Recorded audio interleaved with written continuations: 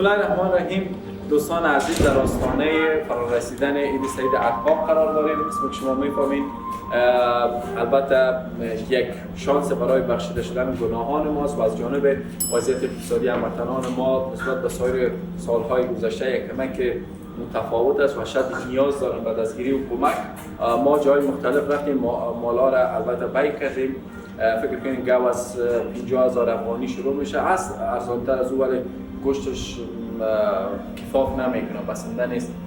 از 50,000 افغانی شروع تا 1.5-2 لک گاو است. شما میتونید که یک نفر، 2 نفر تا 7 نفر در یک گاو شریک شوید و فراموش نکنید که رسول گرامی صلی الله علیه و سلم مهربانی میکنه قبل از اینکه خون گوشت قربانی بر روی زمین ریختانده شود، الله متعال گناهان اون شخص مورد مغفرت قرار میده. لینک ها مشاهده میکنید. ما در کمال امانتداری شده این رسالت وظیفه را اجرا خواهیم نمود.